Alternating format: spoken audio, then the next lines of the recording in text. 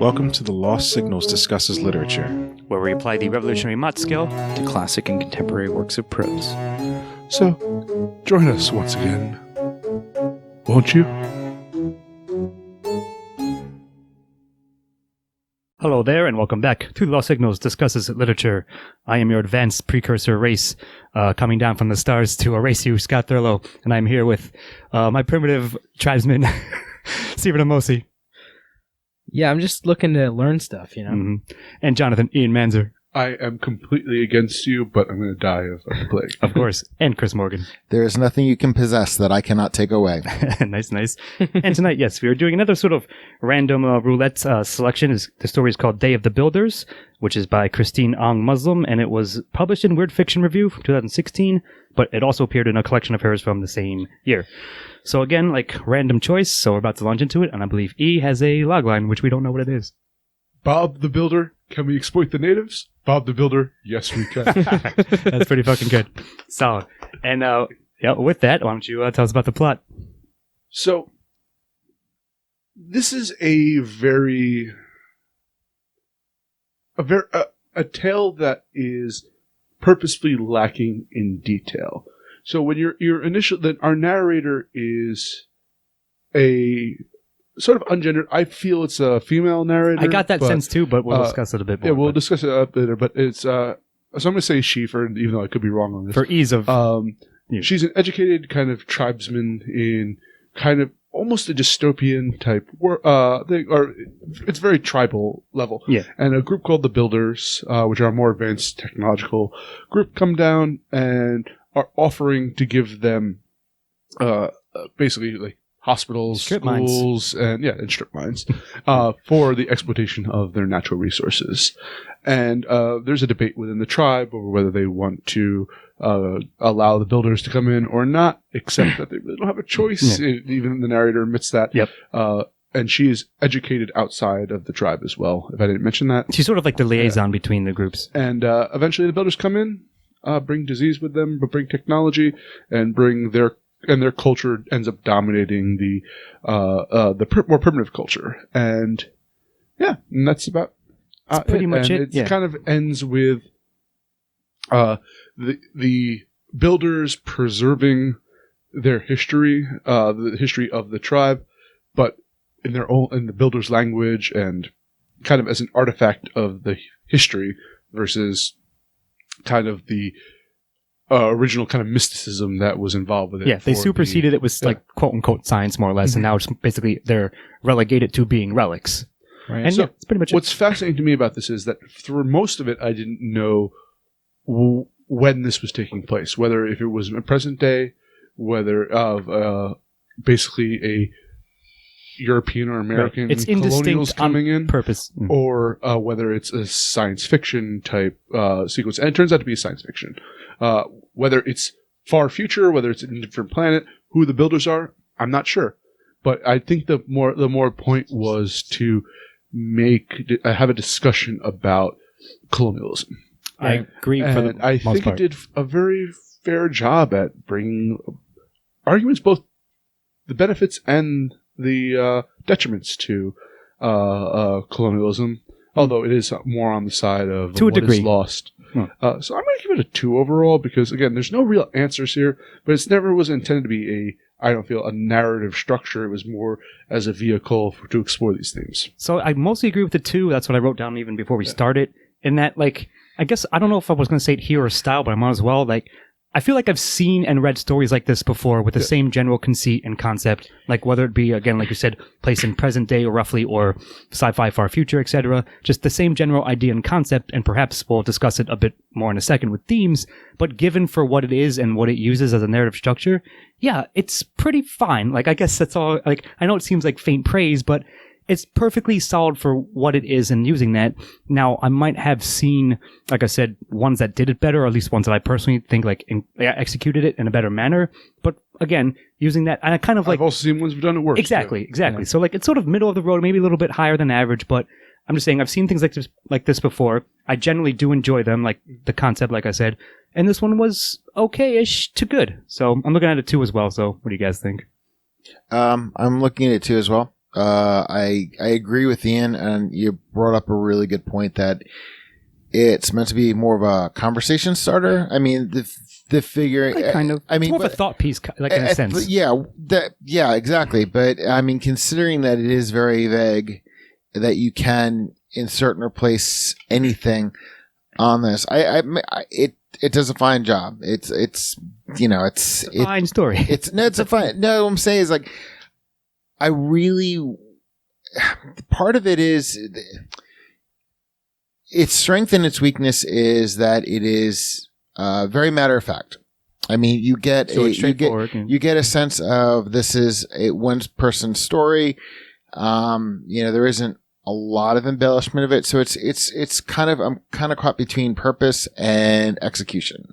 I like that. You made me think of something. It's almost a fictional character's reminiscence on the changes in her society brought on by interlopers, for lack of a better word. Sure. Yeah. And that reminiscent quality is matter of fact. So yeah, I kind of agree with all you guys. I think that nobody. I started off on a 2, and nobody really changed my mind by any means. I probably wouldn't have gone lower regardless.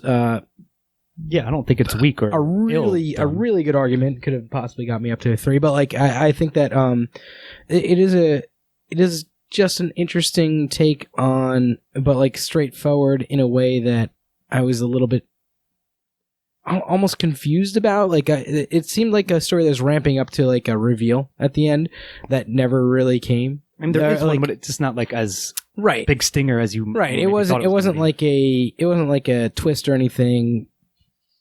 But the rest of it kind of felt like it was going to be to me. I don't know. It was a logical progression of where throughout. So there's no deviation from that progression. Right. And you do get that.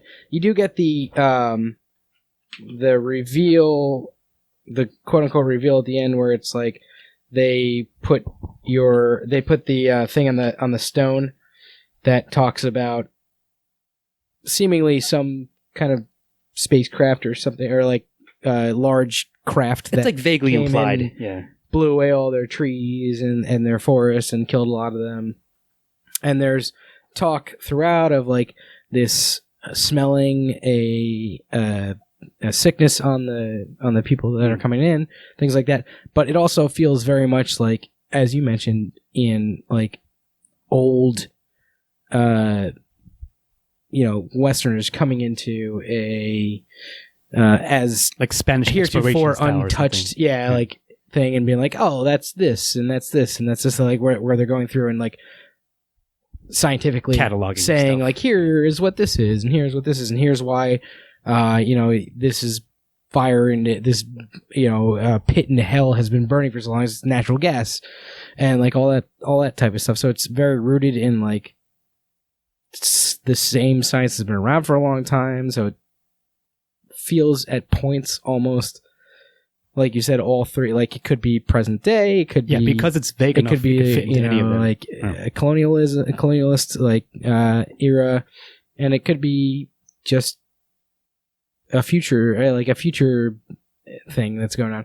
And when they're talking about domed cities and things like that, it kind of struck me as somewhat science fiction. Maybe that's what it was. Yeah. But it still could be vague enough, like as described by a native thing. But I think that's why it's sort of a strength, as you said, in that you get the idea, but it's not nailed down for you, not spelled out for you. Yeah. But either way, it's gonna be a 2 for me. Okay.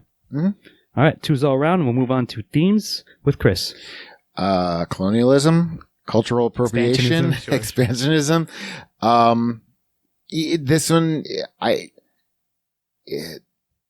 again, this is one of those things where it addresses things. It shows you, as you said before, it shows you, and it's more of a brief overview. There's not a lot of detail. I mean, there's enough detail. But I mean, it does what it does effectively. I mean, it does. I mean, we're sitting here talking about when can it take place? I mean, like the Dome Cities, is a science fiction trope, but also could be a shopping mall and another culture. As described by an outsider. Yeah, but so what I'm saying is thematically, even though I'm not being dismissive by saying it's about colonialism, appropriation, expansionism, it gives you enough room to breathe to interpret it to your own experiences. Well, the thing is, so if it is a science fiction work, I'll make go with my that theory conceit for on now. that. Yeah. I think the timelessness of it is important to the themes of the colonialism. That the fact is that this could happen at any point, Mhm. whether it's a spacecraft or whether it's a meteorite that hit and was the formation Force of their that change. religion, Right. because that at times was a huge impact on Sure. cultures. A lot of cultures out there have precious stones that fell from the sky and things like that. So you can see where this is rooted in history as well as could have been out. Could So be it's out speculative, of time too. in Yeah. a way. But I think that works for the themes of what they're trying to do. Colonialism happens everywhere, like at all times. Do you know what's really funny? While I was reading this, I kept thinking of the God damn it, I'm going to forget the story about the mechanical spider, the spider the artist. Oh, Yeah. Yeah. This I remember that. this reminded me somewhat of it because I think the themes are not too dissimilar. Yeah, there's another one we did, Telltale Robots Grandpa, whatever that one comes from. That's a deep I was pull. thinking about that one But as yeah, well. I mean, they overlap. I agree Yeah. with you guys that, like, that seems to me the clear theme, like, theme 1A is that, and then, like, close related is below that.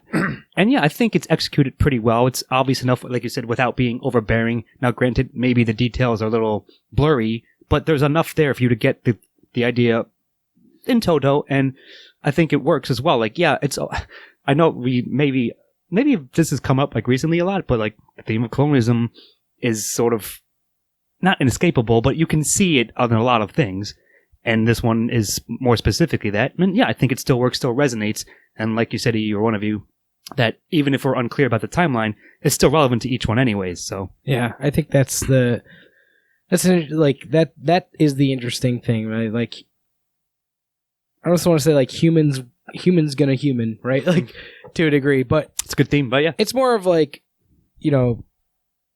people that are interested in expanding their domain, like colonialists, whether any generation they're In whatever from, way, really, shape, or form are going to colonialize or going to colonize, right? Like, so I mean, I think you guys all made really good points, and that's maybe just distilling what you guys were saying into like a very fine thing. But like, I think that's kind of what it is. Like, this perhaps is written to be not necessarily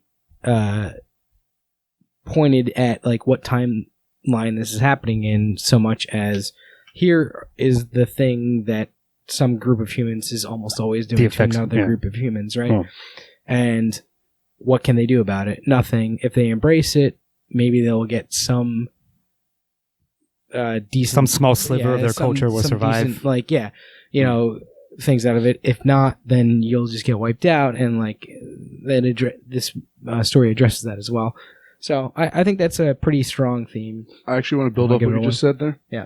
In that I love the fact that even though these are perhaps as benevolent of conquerors as they're well intentioned, they still bring disease with them. They still bring, and I find it funny that the one tribal elder who was against died of disease, while the tribal elders who gave in were stripped of their power and relegated to apartments and sky rises. They're like retired, assisted living apartments. Yeah. But one of the things is this is permeated, and this is a little bit in the style of a kind of a sadness to me throughout the entire thing. It's definitely more retrospect. Yeah. So it's very much looking at what was lost. The loss. And their language, the conqueror's language takes over.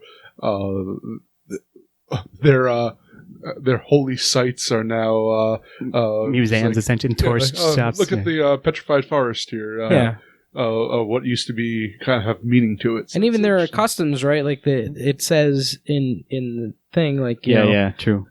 Now we look into their eyes, whereas before that would be seen as a sign of aggression. Now we don't mind if people are walking in front of us, and like you look at that and you're like, is that a huge loss? But like, it is from the eyes of the culture who lost it. Yeah, of course. Like, when that was an important part of who you were, perhaps it is. So that's I think that's a really interesting part of that goes into the theme as well. So I'm going to give it a 1. Yeah, I think certainly. I think it's ones all around, and for those reasons, it's pretty strong part of the question. So I'll move on to antagonists. So maybe it bleeds over in a sense. Now it's interesting in this one because the builders aren't necessarily viewed as antagonists. Like you said, a few of the elders from the quote unquote primitive tribal village, of course, view them that but that's the again humans thing, the outsider. And they're mistrustful. But as you said, the builders of the capital B are, in this case, benevolently, at least for the most part, coming in and trying to, improve / civilize this isolated group. So I don't know if there's necessarily if the main character at least doesn't the main character, at least the narrator, establishes a connection with the builders and her own people, kind of quickly, at least, and for ease of use, I'm going to describe it as such, and we'll get to that. But nevertheless, she does serve as a bridge, essentially, and again, it's not necessarily antagonized by one or the other, or at least to a small degree. She feels the pull of the old versus the new, in a sense.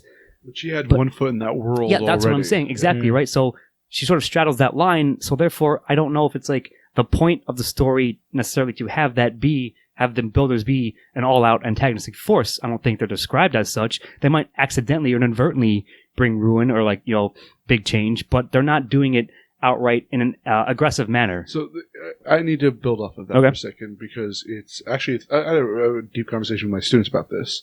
It wasn't in class; it was off the side. But we talked about the idea of civility when it comes to imperialism, Nice. And that throughout all of history, whether you're dealing with the Romans conquering areas, whether you're dealing with the British and European countries colonizing Africa, or whether they deal with America colonizing the Middle East. Sure.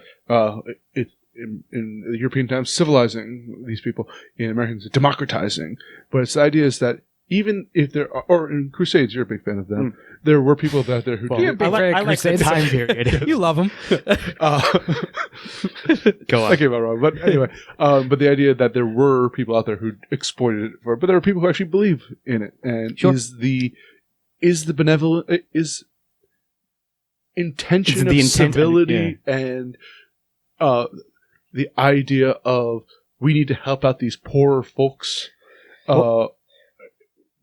does that alleviate you of the responsibility of the repercussions of your actions? Well, it's always been in a condescending manner, of course, but Chris wants a decision. I'm going to continue to build off that because I think she kept it purposely vague.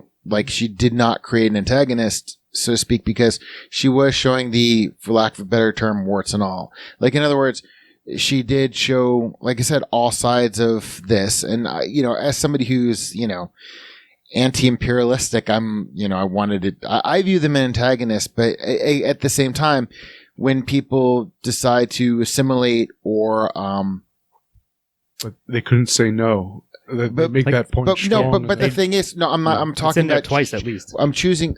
In other words, with regards, in lieu of rebelling, some of the elders wanted to, that you just acquiesce, and there's no judgment from me placed upon that, and I don't think there is a judgment from her placed upon it as the author of the story.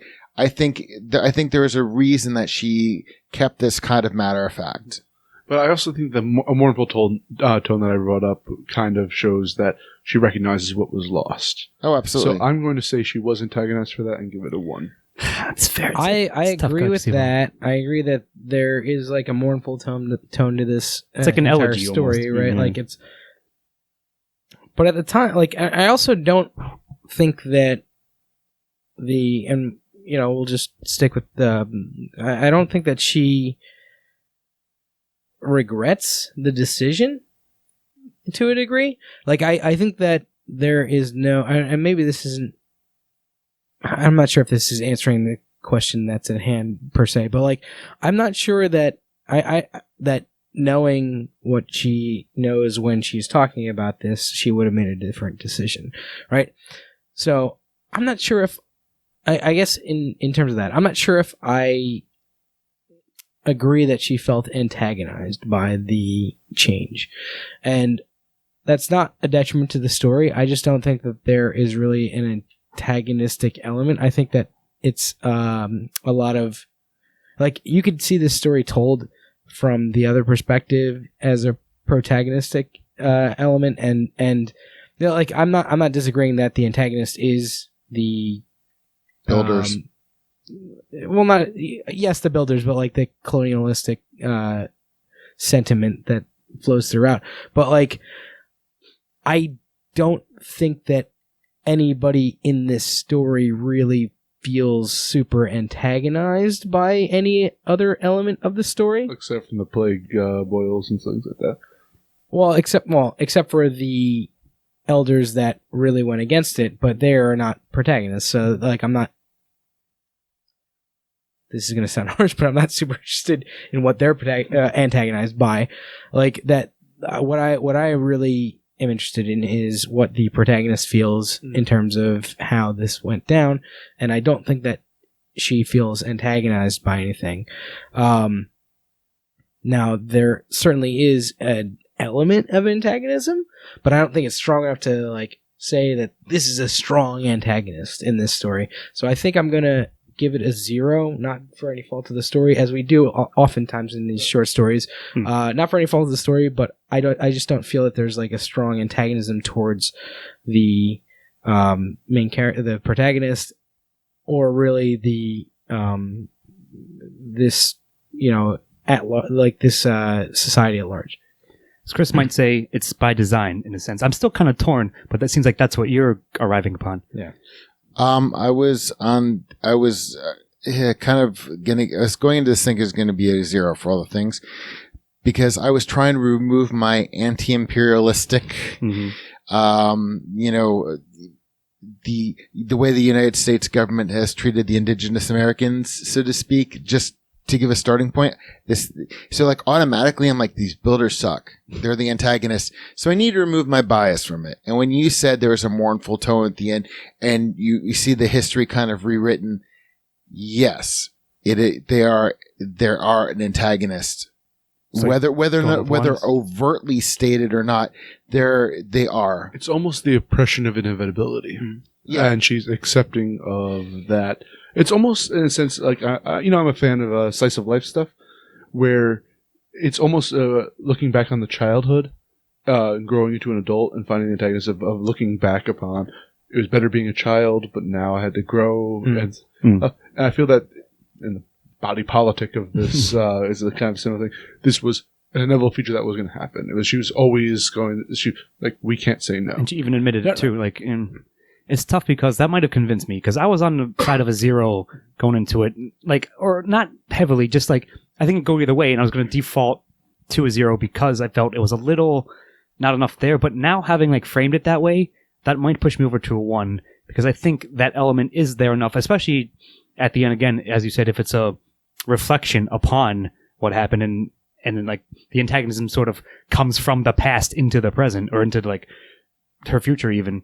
That might be what it is. Chris, you got something else? Yeah, I was gonna say one of the strengths about it, and why I like the subtlety of it, is because as somebody who gets angry on a daily basis, when you have something like this, it was much easier for me to get defensive of than when you see something like, and I'm sorry, I'm going to bring up another thing, is like Avatar, where it is just hits you over the head, and it's just such an artifice. Now, what I'm saying is, I'm just speaking to that this is a very simple story, and things are done very subtly. And again, once you pointed out that I was able to remove my bias from it.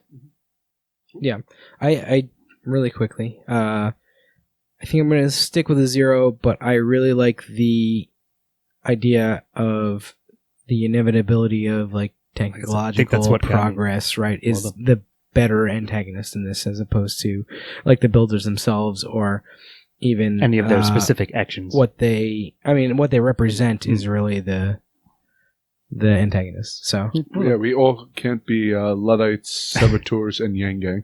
That's true. So that one's got to put a 0, but all right. So there we go on that one, and that'll move us along to Protag, and that'll in fact be you, Steve-O. Keep it going. Yeah, so the main character... Unnamed narrator translator. Yep. Unnamed, ungendered yeah. Narrator translator in this story is and I'm going to just stick with she when we talk about her, because I think you're right in terms of that. But she does a very good job of like explaining her own feelings and understanding of the situation while imbuing like her emotions into it without being overly emotional, I guess we'll say. Like, right? Like you said, she's very matter of fact, very clinical, even Yeah. in describing the progression and but events. you know how she was feeling throughout this. It's not absent of And that like either. it's explained through like very small little things throughout the story, and I think that this story does a really good job of making her a likable but also understandable and reliable narrator, right? Like this is a story where you feel like this narrator is very you can reliable, trust right? Like all the things that are said. and I think that this does a really good job of doing that. I'm going to give her a very strong one. All right. Good. Building off of what you said and what you said earlier, have you guys ever studied like the history of Native Americans prior to like England colonization? Not as much as I probably should have. So the thing is, A little bit. there's a thing where when Pilgrims came over, we have this concept in America, both, and it ranges on both sides of the racism here. Whether you're looking at them as the savages that we had to conquer, or you're looking at them as these mystical people who Right. were, a lost magical race or something. Squanto and other like Native Americans met other European traders, and like the French were there doing trappings like that. They had Native Americans who traveled over to Europe and came back prior to English settlement. So it's not like they were a completely unknown race. And I like that. I mean, that's fact the image that perception that like it perpetuates, but you're right, it's not actually the case. I believe Squanto spoke perfect English, or at least Very passable, well. yeah. And I like the fact that in this they had the narrator had experience in this. I'm not going to say higher society because that's, but like this different society, and knew what was coming. Yeah, and that led to, I think, the inevitable downfall, as you said. there. Yeah. The convincing of the rest of the tribe to follow suit, like kind of, right? And I think it's a very neutral look at benefits and drawbacks of it. And I'm going to say she because there are two segments in the work that I think hint at it being female. I agree. I didn't know it was a female author to go in, so I didn't have yeah. that bias going in. I don't know. Again, you said actually very well that she's very reliable and you trust. Yeah, kind of implicit trust. It's been a while there, since which we is had that weird. kind of narrator. In that sense. Yeah. So I'm giving it a strong one. I agree with everything you said. All right. I mean, I mostly do too. I don't have much more to add, but just a few things. Yeah, like I thought maybe this bleeds in the style, but the way it's presented in the narration itself lends you to believe at her word. And yes, I do. Even though I noticed the author's name, which is Christine, and then so therefore me being somewhat sexist, I suppose I admit it. Like, you know what I mean? Could be a man. You can't help it. Like, yeah, like it could be true, but it's sort of like just by default bias. Like I just assume the narrator was as such as well. And there, like you said, there are two little passages that sort of maybe point to that being the case. But even if it's not true, it doesn't really matter because in the end, regardless, I think it's a strong protagonist anyways. And the portrayal, again, and the sort of the somewhat intimacy, but you're still somewhat distant from it because it's sort of like different enough. I feel like you're the other enough, or you view the narrator as other enough, depending, that it works. Like just she sort of becomes her role being a liaison, if you will, between two worlds. And I think that works really well. As protagonist. Actually, really briefly, I guess You got a line? I guess we should. I don't have a line specifically in front of me, but I guess we should explain this a little bit. There is a part of this story where she explicitly compares herself to the one other female that is in the Builders, and I think that's a fairly strong. It's a pretty strong hint to be said. But she is female because you can compare yourself to anybody else, but the one person that she points out is of the female gender. But it's specifically their hair and her unkemptness compared to the female, and it feels like where she does that with the doctor but in a completely different way. Yeah, and I think she said, like, I felt ugly looking at this. This other woman. That is so it. I felt that other woman fits in, and also she goes back and talks about her historical studies and making a comparison to female rulers. And again, none of this is definite, but it just kind of subtle. There's just enough there that it seems to build its case in a sense. But like I said, either way, I think it's a well done protagonist, and we're all giving it a 1. And then I'll move us along to secondary with you, E. There were some okay ones, but I think that it wasn't really the point of this. Thank you. So I have to give it a default 0. I don't think the addition of secondary characters or like a fleshed out would have benefited this anyway. It's just a lot of them are role players in arguments over or the benefits and detractions of colonialism. Exactly. They're the tangible like representations of that concept and idea. And I think because of that, like you said, it's sort of a default. I wrote myself in again earlier that like it's not the point, no mark against the story itself per se, but as we come to that, like it's just by design, like the way it's set up, they aren't the point. They don't have arcs. They don't need them because they're representative of something else. And yeah, while it's like she describes a couple of her fellow tribes members with names, and also like some of the quote unquote advanced scientists with a name or two. But again, the doctor who's not who's not a healer or whatever. Yeah. So like it's all just enough sketch details, but it's not enough to to encapsulate a 1 here. And again, perhaps not the point, and it serves the story well. Like you said, perhaps they also might just be genderless aliens. I just thought of that. Because, true. Again, because it's unspecific enough. Like hooves and stuff like that, aren't they? And like we used to crawl on the fort. Well, that's in the brief that's section in about the beasts of the forest or something. That's in the what's the one thing that the builders copied, right? Yeah. So like it was about them, but that seems very much like a origin story of your race or whatever, like that, rather than.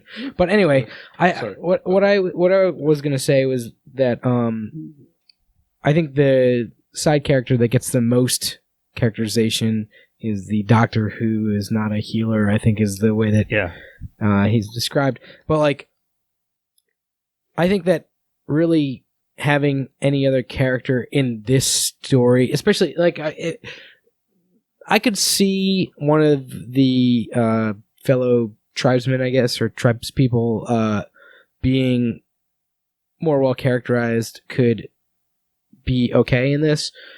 I think if you characterize any of the builders too much, you run the risk of kind of losing their diluting the message, right? So the idea, I think, is that none of these supporting characters are supposed to be very well described. Yeah, they're sort of all hazily there in the background or something like that. So I'm going to give it a 0, but because it's a point of the story to make that hazy, and as you mentioned, as you said. Oh, I agree. 0. Officially? All right, cool. Well, Chris, why don't you tell us about the dialogue? All right, now we're here to this dilemma that it's a first-person narration, so does that count as dialogue or not? There is dialogue. Yeah, but is or there is at least monologue. There's like overheard dialogue. Yeah, it's the dialogue is is the only time where the narrator becomes unreliable. Like, I mean, not even that. Again, it's more fuzzy than some of the other things. Well, I mean, the thing is, when you think about dialogue, I mean, unless you're watching a movie and in life, after a certain point, everything is in a way paraphrased. Mm-hmm. So to recount dialogue is, to a certain degree, unreliable, even in our own minds. There are 2 actual lines where, like, one of the elders that she was talking to does say something to her about, like, foretelling the decline, or like the harbinger that the protos represent, like a small speech that he says. And other than that, a lot of it is a plaque. a lot of it's the builders talking to each other. Like, that's natural gas. Yeah, little snippets. It must have ignited at some point. Or like, what do you think of this, Greg? Does it look like a fossilized fern of some sort? No, I don't think so. It looks like good old dendrite to me. See those fissures along the rocks, but take some home. Like, there is dialogue. I actually really like the dialogue, the few lines of dialogue that are in this. I'll say it's few and far between, sure. They make it clear what the builders are there to do. And I think that's very important to this story. So I'm gonna, That's fair. like we will build a hospital and a school and highways so you can reach civilization, like all this stuff. That is the clearest, definite, and because so it's interesting. The dialogue in this is italicized because I think to point out that the narrator is the only one that can understand this, right? Like this is different than the rest of the story, which everybody could see plainly, but like the dialogue, the actual conversations that are happening are italicized because these are the only things that the narrator can understand. The conversation between builders and sometimes or the narrator, like I said, like overheard stuff. I think that you're absolutely right about that. Spot on. I think that might have got me with that. Might have turned me because that's a good point, and it does like sort of fill in like it's not the gaps, but it builds to the foundation, so you get those like It gives important motivation. information. Yeah. There is one other point of dialogue that I want to point out, which is the only, I think, the only part of dialogue that is not, and it's a monologue, right? But like, it's not the builders talking. It's one of the elders who gives this curse upon everyone else, Yeah, that's what and then himself gets cursed. Like when he, I guess, loses the war, right? Dies like, of pestilence after quote unquote loses the war. But he curses like pestilence upon everybody who these builders don't belong here. The boils will appear behind their necks. The boils will grow right under their skin. The descendants will carry the mark. Like this type of stuff, and then gets shut up by the rest of everybody because they don't want what he's about to bring down on them onto them. You know what that's like, but like, yeah, I think the dialogue's pretty strong in this. I'm gonna give it a 1. I think you convinced me. I think I'll switch because of that. The point you made and how it relates to the rest of the story. Yeah, excellent point. So I'm giving it a 1. Yeah. Yep, you got Same me thing, too. Chris. All right, nice, good job, Steve-O. All right, that'll bring me to style and like sort of not similar, but I'm looking at a solid 1. Like you said, because of the straightforward nature, almost like cataloging clinical nature even of it, like it sort of reflects the conceit of the story, the way that the style itself is composed. So I think that works really well. Like you said, like we all just said, it builds a base, so it gives you just enough detail, like even like more than just enough, but not fully. So I think the voice of the narrator is very clear, like we said, and it has a trustful tone to it. And again, the description of what's happening, plus the dialogue we just mentioned, like that fills in anything else you might have been unclear about, but still leaves enough wiggle room to not give you 100% the answers and or the picture. So I think it was enjoyable. Again, maybe not like over the top flowery, but not everything needs to be that. I think the style matches perfectly to, again, the general idea and conceit of the story. So I'm giving it a pretty strong 1. I mentioned earlier that there is a wonderful tone throughout this. Yep. Upon reading like the first 2 paragraphs, I knew that not that it doesn't end well, but that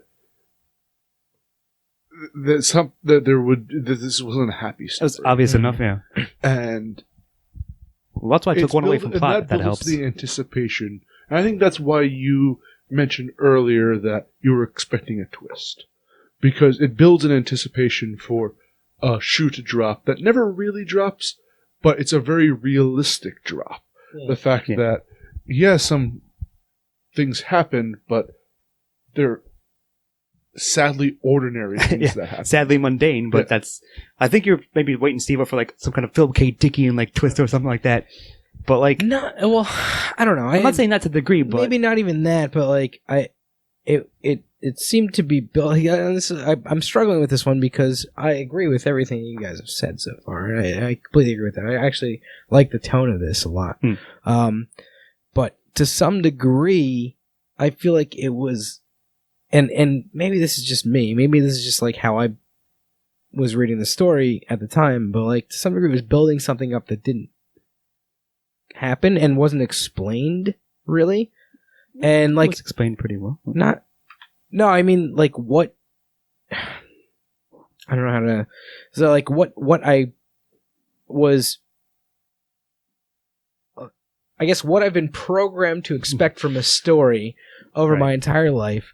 When I was reading this, I was like, when I got to the end of it, I was like, oh, there's something that was missing from this. Like there's some explanation that was missing, or something that I didn't get out of this story that like I was expecting to get. And I'm not saying that's necessarily a bad thing per se, but like I was left with like a sense of like, oh, and I'd have to go back and read this again to like really figure it out. But like I was left with a sense of like, oh, you promised me something in the beginning of the story that you didn't come through on. Right, but that's why we took a point away from plot. I was going to say, it's not necessarily style. Like, you know what I mean? Like, yeah, you were like expecting one thing and it wasn't quite what you expected, and or were sold on the outset. Yeah, perhaps you're right. But that's more of a plot element to me You're than right. style. So I'm going to say is that there's a lot of implicit loss here, and not at all explicit loss. And I think that perhaps that's what you were looking for. In a larger work, maybe one of the colonists would have killed a loved one of hers or something like that. I'm not that concerned about that. I'm just saying that like it has that build up that there should be an event that occurs or something like that, or it has something more quote unquote dramatic. I think it was like I get what you mean. I think it was more for me. I think it was more like there was some explanation that I was owed by the setup that wasn't delivered in the like quote unquote punchline, like the end of the. I got you, but my argument is like that's why we took one. It didn't have to be like somebody died or like it didn't have to be any like dramatic event. It just had to be like, oh, like deliver on the front of this what you said you were going to. They just paved paradise and put up a park. That should have been the fucking log line. I was totally going to reference that. But No, come on. Get out I was here. sitting here thinking the whole time that Joni Mitchell song, Big Yellow Taxi. It's obvious in All retrospect, right, but Chris, please. so go on. What do you think about style? I think the fact that for such a short story that, so matter of fact, we've opened up so many discussions about it, it's got to get a 1. Fair enough. I mean, I'm not arguing against you. I'm giving it a 1 too. I'll agree with that. I think that this side, and I think that's a good argument. You're like, I'm putting a lot of my plot baggage into the style thing when I'm talking about it. I think you're right. Yeah. The moment to moment, I think holds up pretty well. And I think it's an interesting way to tell a story. So I'm gonna All right, give 1 officially. Yep. All right, so bring us on home, buddy, Steve-O, with recommendation.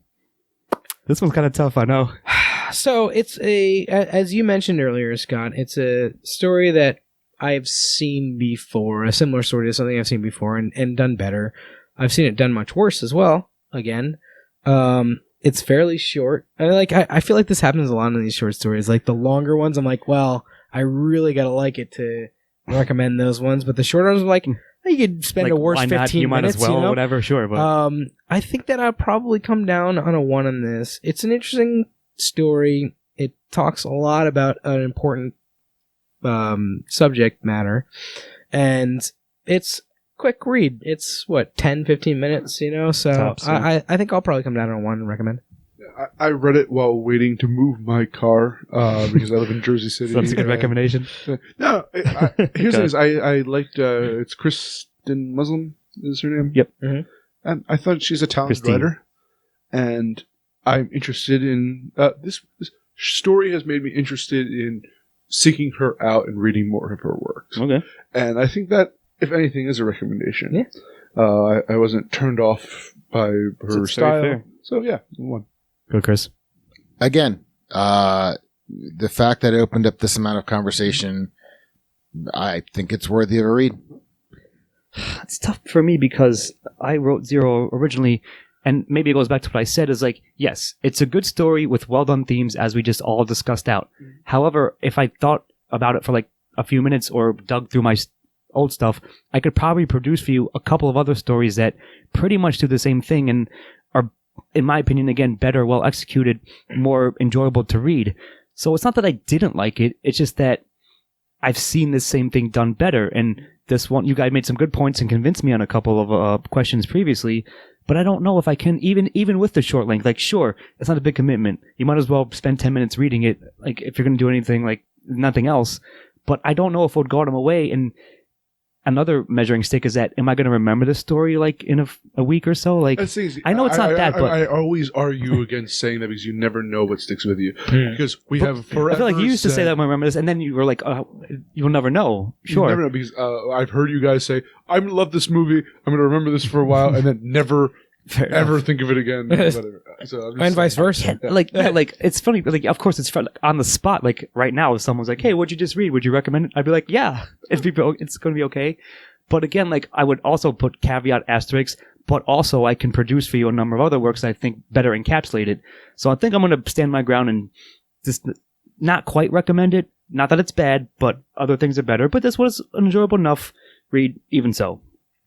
So, Chris, and you are officially everyone else's? Yeah. Okay. So I don't know if I'm going to do the math right, but I'll give out the scores at least.